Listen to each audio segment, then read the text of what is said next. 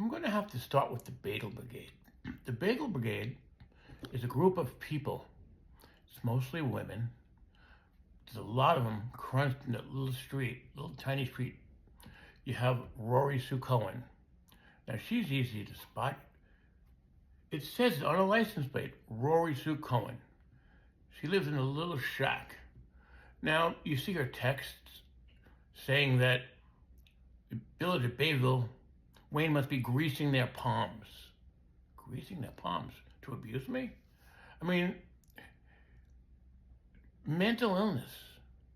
I mean, you can say that I'm sure she's not the most mentally ill woman in the world, but you better be careful that the most mentally ill person dies.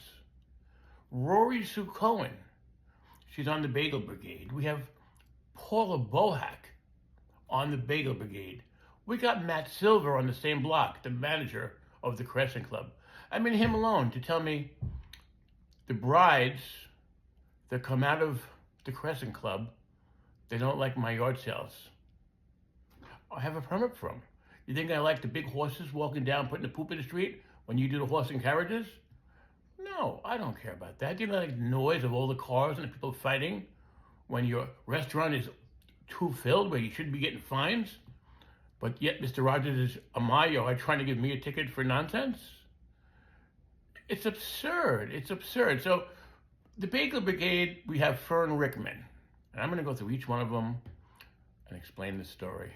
And wondering why none of these people in the Village of Hull stood up and said, when Wayne's a resident. I mean, even if he is having garage sales and you don't like them, you can't threaten him with a rock. You can't call the fire department because he's having a fire and drinking coffee next to his fire pit, or the brides don't like him with his, his pajamas outside drinking coffee on Sunday morning when they come out of their limousines, on their wedding. So we have Fern Rickman, we have Rory Sue Cohen, we have Matt Silver, we have Paula Bohack, we have Pam Perrette, and we have Teresa Statz and her husband Smith. Now most of them are on one little street. They do the coffee clutches at the beach. But none of them, Teresa Statz come into my yard with her little kid, and the kid's adorable. I walks in my yard and opens my chicken cages and let my chickens out. And when I try to explain to her, she was offended. I said, you're on my yard. Then I went over, I'd have a tape of it, trying to talk to her husband, say, look, you can't do this. And as I'm talking to her husband in her little shack by the beach, she drives the car up and says, what are you doing at my house? Don't you dare don't come to your house.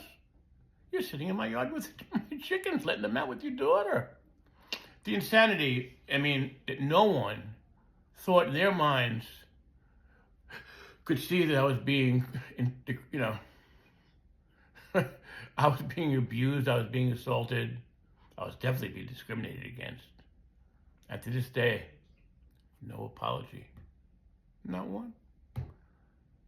So I'm going to have to let out all the data now, all the recordings I made of all the abuse. Maybe you'll find one person in Village Hall that'll stand up. Way to go, Bayville.